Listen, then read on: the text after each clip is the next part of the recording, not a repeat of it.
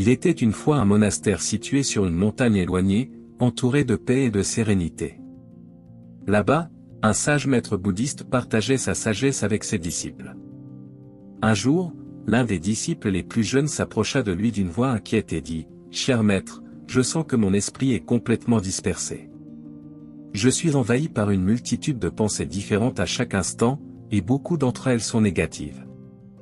Mon esprit saute continuellement d'une pensée à une autre, sans que je puisse les contrôler.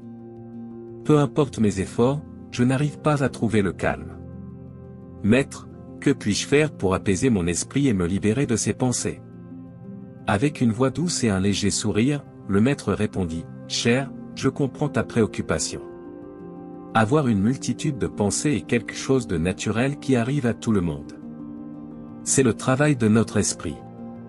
Parfois, l'esprit peut devenir comme un tourbillon qui nous emporte d'une pensée à une autre sans répit. Pour apaiser ton esprit, tu peux commencer à méditer tous les jours. Avec la pratique, ton esprit commencera progressivement à se calmer.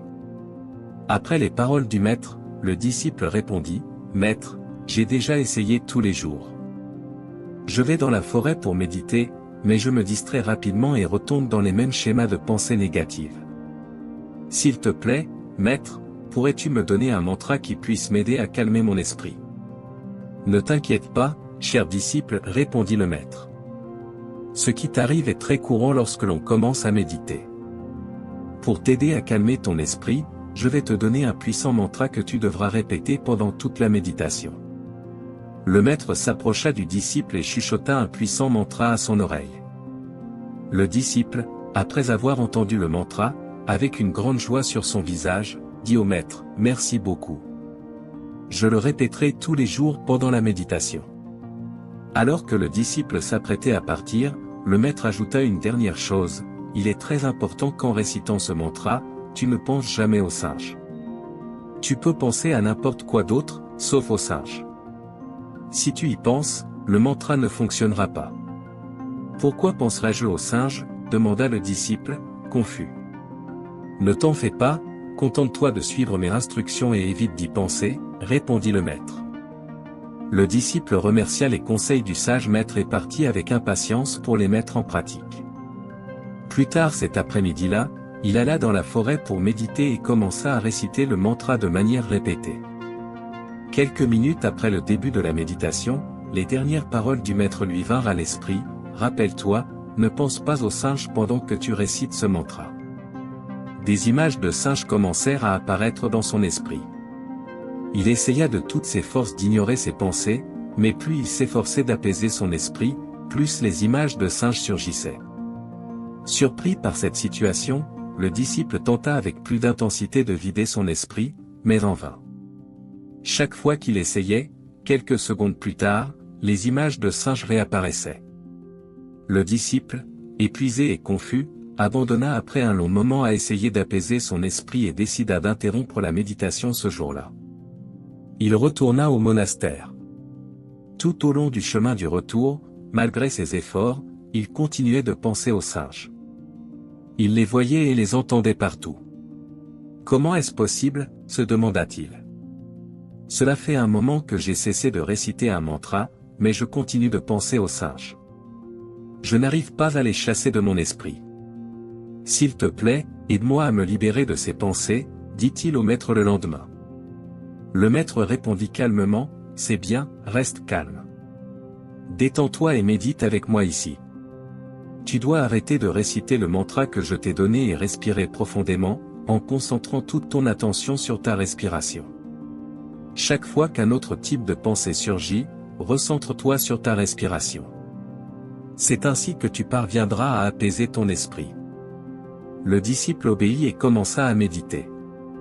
Quelques minutes plus tard, surpris, il ouvrit les yeux et dit au maître avec une grande joie, « Maître, les singes ont disparu de mes pensées.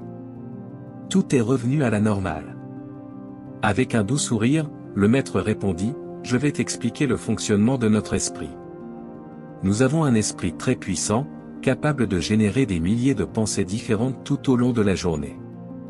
Si nous ne savons pas contrôler notre esprit, il agira de lui-même, sans aucun contrôle, tout comme un singe agité qui saute de branche en branche. Notre esprit saute continuellement d'une pensée à une autre sans s'arrêter, pour attirer notre attention et générer de nouvelles pensées. Générer de nouvelles pensées ne demande aucun effort à notre esprit, mais prêter attention consciemment à ces pensées requiert un grand effort. Le problème principal n'est pas la quantité de pensées que nous avons, mais plutôt le type de pensées qui ont tendance à attirer notre attention. Lorsque nous méditons ou simplement dans notre vie quotidienne, la plupart des pensées qui captent notre attention sont souvent négatives. Elles nous entraînent à revivre rapidement des drames et des situations du passé, en plus d'imaginer des futurs possibles qui ne sont généralement pas très positifs. Par conséquent, la solution pour contrôler nos pensées négatives consiste à apprendre à gérer consciemment notre attention et à nous concentrer sur d'autres types de pensées. Lorsque notre esprit tente de nous emmener vers ces pensées négatives, nous pouvons décider de leur laisser le contrôle ou non.